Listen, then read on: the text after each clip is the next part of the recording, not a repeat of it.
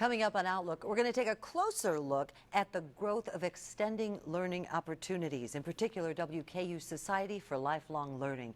And later in the half hour, an update on the Peace Corps. Begun in the early 60s, its mission, friendliness, and more. Outlook is next. Stay with us.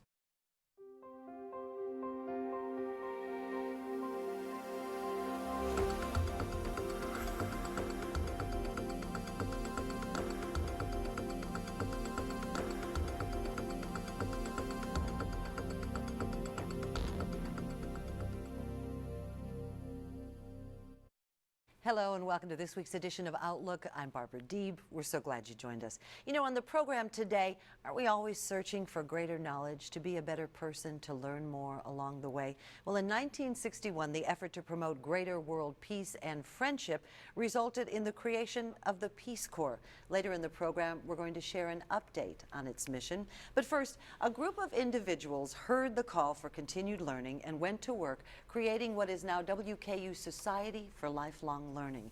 And on this program, just about a year ago, it began as a dream. Now it's a reality. We have an update as we welcome back to the program Frank Kirsting, who has joined us. Now, Frank, you are now the official membership coordinator. I am now the official membership coordinator, and it's a daunting task, and I'm glad we're here to talk about this today. I am too. Welcome. And Ed Tivell, if I'm not mistaken, you are the chair-elect of the Board of I am the vice chair. Vice chair. Vice chair, Linda Vitale, who is our chairperson. I'm delighted to support her and the other members of our board. We're just really coming together on this. And we're going to hear more about that. In addition, Beth Lavis joins us. Now, Beth has many hats, the DLO, the Extended Learning and Outreach, but you kind of oversee the Society for Lifelong Learning as program coordinator? So I'm the Associate Vice President for Extended Learning and Outreach, and so our division has several units in it. One of them is Continuing and Professional Development, where Lifelong Learning Office sits. And so Dr. Cindy Erisman is the program manager and the director of the Society of Lifelong Learning through the Office of Lifelong Learning. So that's one of the units inside DLO. And she couldn't be with us today. She was a bit under the weather, but we're glad that you're here to share the story. So take us back to, we decided it was probably around last February when we were talking about the creation and wouldn't it be great and let's make this happen. How did that all come to be?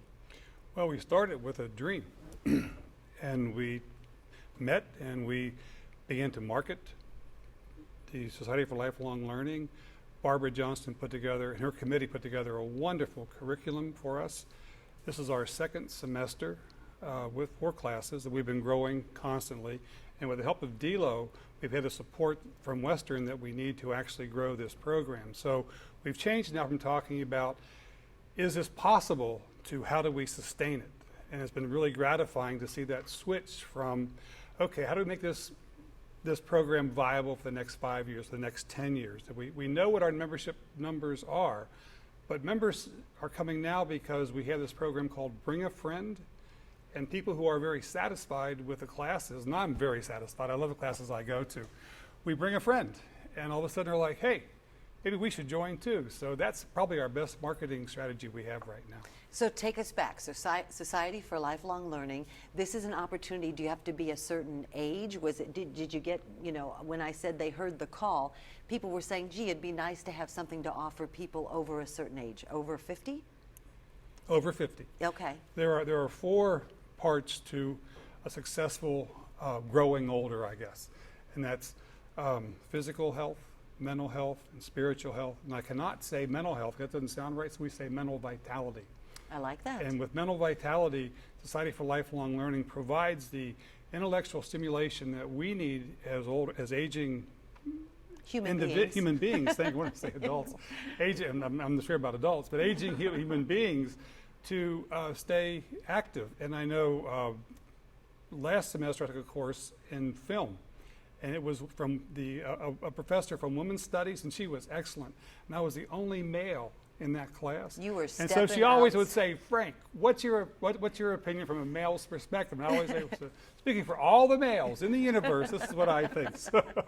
And Tivell, you come from the corporate world, you're retired now, and so you got involved because you thought you could make a difference? I got involved because when it was presented to me, I thought this was a great idea.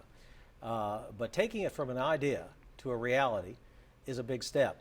And I think the key to the success that we have had, and I would say we've had success. We have over 300 members who were, 300 people who were enrolled in our last semester, our fall term, is because we have a quality product and we're meeting a need. I think I used the term when I was on the show last, a tapestry, and this is a thread in a tapestry here in Bowling Green. And it's a really vital thread because we're offering these really interesting classes. I attended a class. I had the pleasure with a colleague of mine of teaching a class. And so they're really great opportunities for me to both expand my intellectual acumen, but also to be able to help others and go into areas they might not have gone into. So it's really been a great experience. Terrific. Now, he said the word class, which conjures up notions of grades and tests, but that's not part of this. Not at all.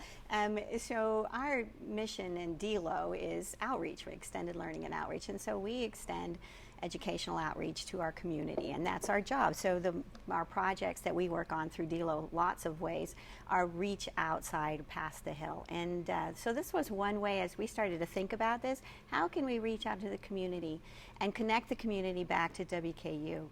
And so, yes, they're interested in learning, not necessarily in grades or credentials or degrees, but really just the learning. And so these are opportunities, they're classes, they sit together in groups and sometimes in classroom kinds of settings, but sometimes, like last night when they had a food for thought, they went down, had a field trip after they had a presentation by Andrew McMichael, and they went down to see the brewery equipment down in, at the Center for Research and Development.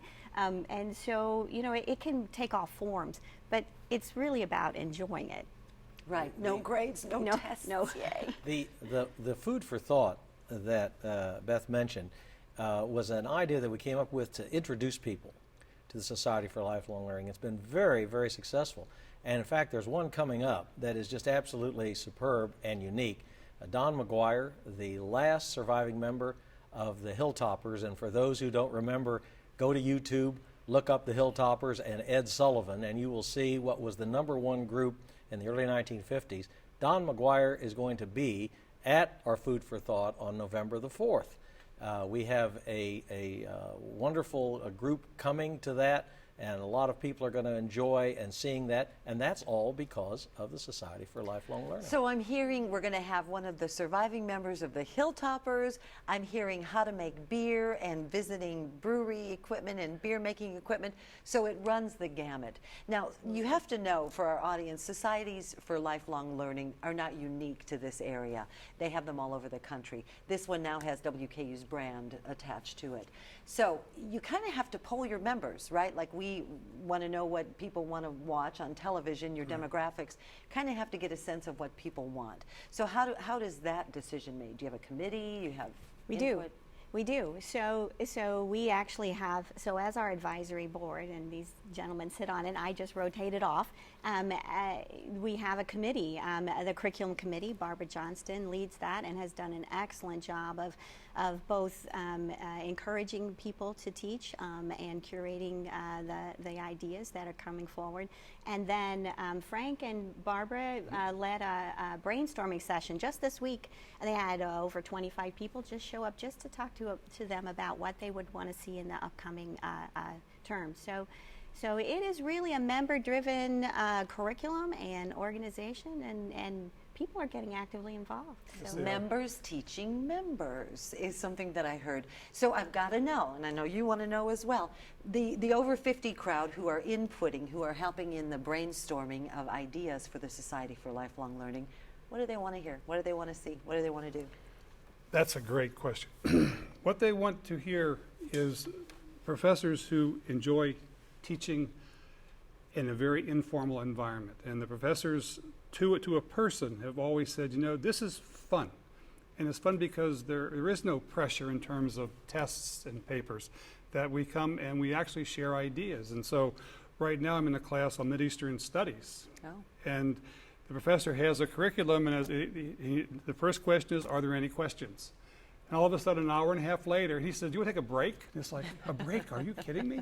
So an hour and a half later, he says, well, I guess time is up. And what I have learned about the Middle East has made my understanding of the situation much more precise in terms of the dynamics and the history of that region. So these courses have really opened up my horizons in terms of what I thought I know and what I know now. So they run the gamut. They run the really gamut. do of what people are after. We have partnered with the planetarium, who has done programs for us and had a great class this last term. We've done ones that are upcoming, as Cindy has left me a list. Shakespeare in the Prison, so another field trip, actually to a prison performance of a play. So and they're also doing some history classes. We working on it, upcoming, hopefully something on the Civil War, but You're in the right place to do Civil War stuff. I know. Shakespeare in the prisons. Now that sounds intriguing. So I'm hearing you say enroll, the word enroll, even though you don't have to take tests Right. and you don't have to have a certain GPA. You do have to let them know, the Society for Lifelong Learning, that you're interested in being a member. So do you pay a set fee per semester? How's that work? sure.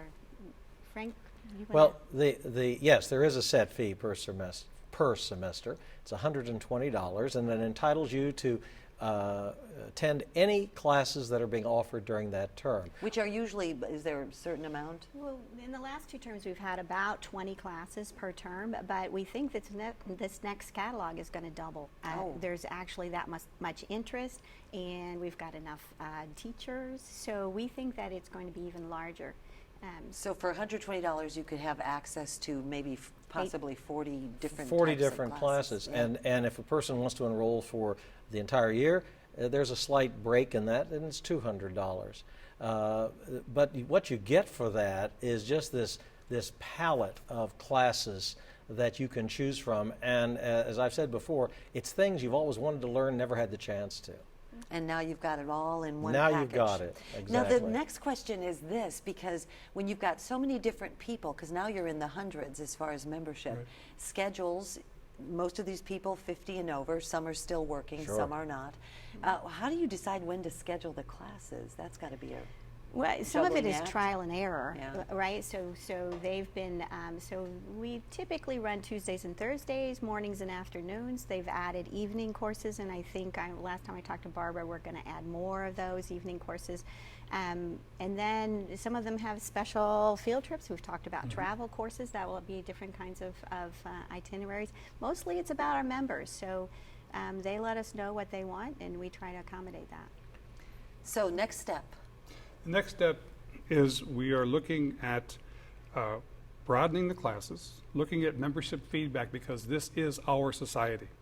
And one of the things that members say is we would like early evening classes. So we are shifting more to an early evening format for many classes. Some classes have been very popular, like Great Decisions. And there's a tremendous need for that, and there is a cap on the number of people who can come to that. So we've been offering that every semester. And that will probably continue. And this semester, we've been very fortunate to have the ambassador in residence here teach the At class. Western Kentucky University. And that has been, like, I would pay money for that class. Nobody can tell the story like somebody who's been there. That's Isn't that the exactly truth? right. We're just about out of time. We've been talking about WKU Society for Lifelong Learning, and of course you can find out more by contacting them. And continued success to all of you in this venture. you. Who Thank knows you. what'll happen next year when we Who have you knows? back? That's Who right. knows? Frank Kirsting's going to stick around because we're going to talk about the Peace Corps. Outlook continues right after this. Outlook continues. I'm Barbara Deeb. We're glad you joined us. As we told you, we're going to take a closer look at the Peace Corps. Well, it was founded in the early 1960s, and its mission, a better understanding of all peoples around the globe. It's still going strong, and we've got 3 individuals who have shared that experience, and they're going to share it with you right now. Welcome to the program, if you will. Frank Kirsting stuck around for segment 2 because he has Peace Corps experience, and his lovely, better other half, Carol Kirsting, joins us as well. Now, you've had 2 rounds in the Peace Corps, right? 2 rounds in the Peace Corps. In different periods of your life. Different periods of our life. And you're going to share that story. And Dr. Tony Paquin joins us as well. He works with WKU Psychology Department, but spent the period of 2002 through 2004 in Tonga. That's correct. And you're going to tell us about that too. So let's take a little trip back to the Peace Corps, okay? Formed in the 1960s, early 1961. And was there a need for this? I mean, it's kind of sad that we have to create an organization to promote friendship and understanding, but that's what it took. there was a need for this. It came out of a period in our history where John Kennedy stood on the steps of the University of Michigan and asked the critical question. Ask not what you can do for your country, but but I got it wrong. Ask not what your country can do for you, but what you can do for your country. And so many of the young people heeded that call, that clarion call, and joined the Peace Corps.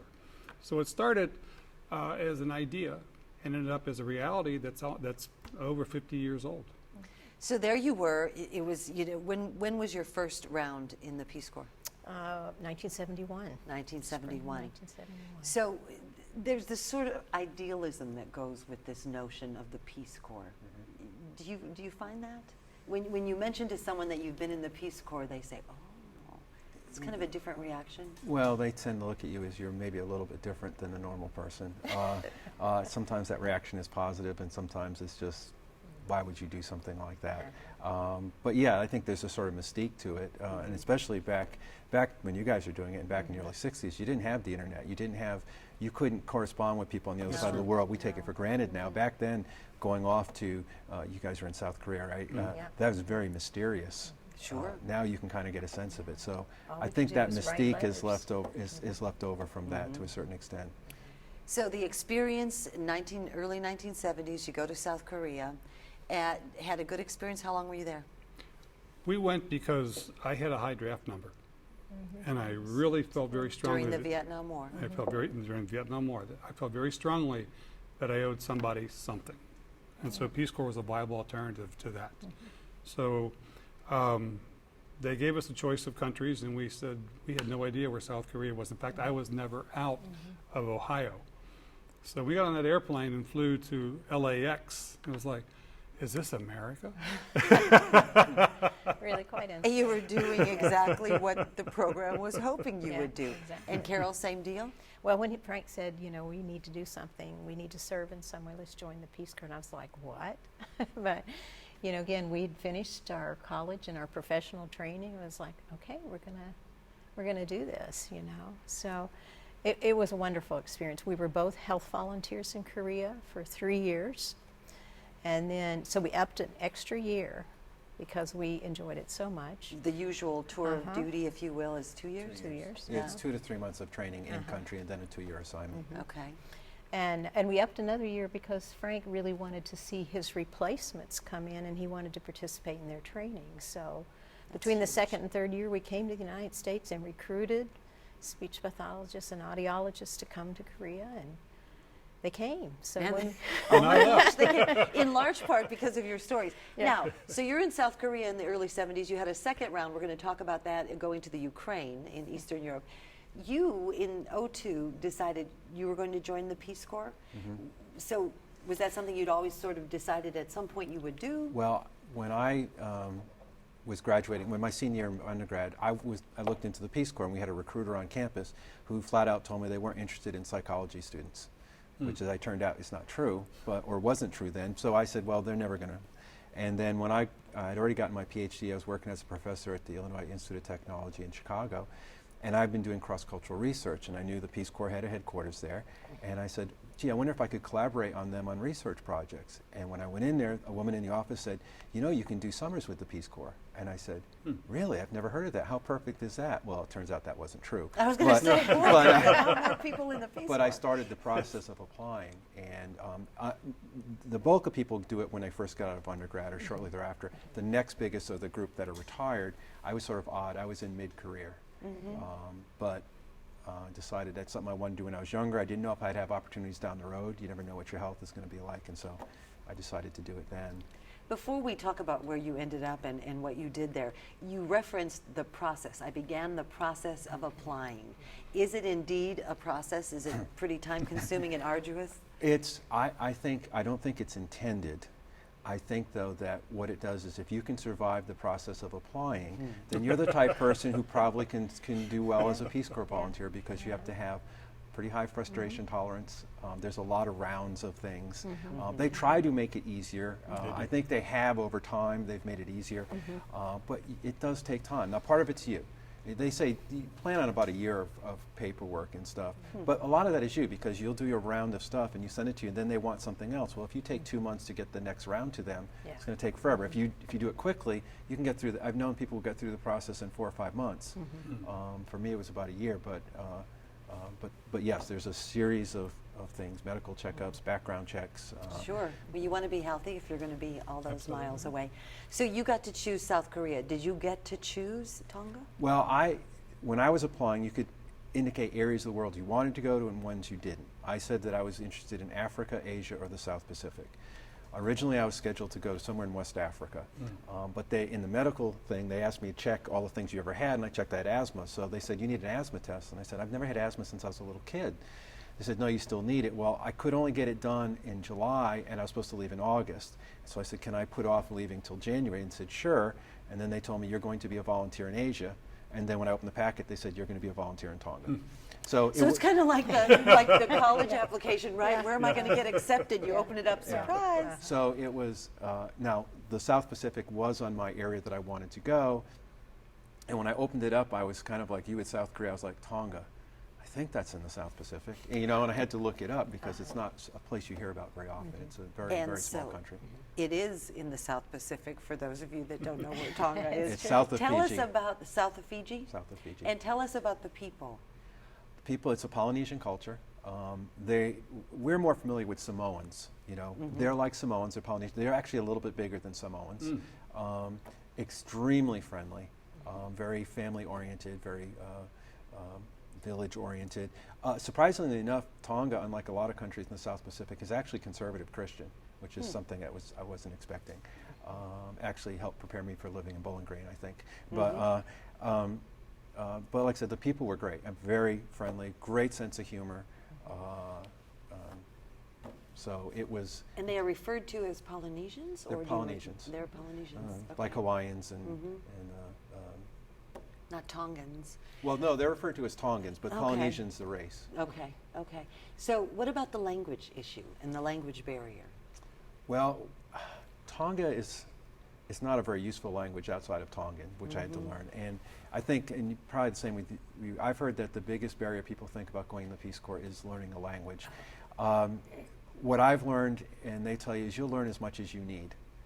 You'll get by. You'll get by. They'll give you language classes all the time. I didn't need much Tongan once I got to my assignment. Everyone spoke English around me, so my Tongan didn't progress as far as people who were in a village. But if you need it, you'll learn it, and that shouldn't be a concern because they provide you what you need to do it. And you did what there? What was your job? I was supposed to be doing small business startup with women who wove mats, but it got changed at the last minute again. I ran the continuing education program for the University of South Pacific's Tonga campus. So I was doing small business startup, but for a university. Okay. So fascinating. So the language should not, you're right. A lot of times when people Shouldn't be a hear problem. and think about the Peace Corps, they think, I don't speak that language. I'm not going to be able to do that. You lived in what sounded like decent conditions. Yeah, I didn't live in the rustic conditions I thought. I lived on campus. I was one of only 2 people who lived on this small campus. I lived across the street from the only golf course in the country. I was a member of the Tonga Police Tennis Club. They called my house the Peace Corps Palace. Okay. Now, when my family came visit, they said, I know you say this is nice, but we feel so bad you have to live in a place like this. And I was like, you should see the other volunteers' houses. Yes. And some of their Yes. houses fit in my living room. So no, mine was, You were quite fortunate. I was quite fortunate. It wasn't what I expected, but it was different. A welcome surprise, because I hear stories, and it's true. I mean, some live in huts, live, no floors, no doors, no windows, no electricity. You, after South Korea, got back in the mid-'70s. It had to be then.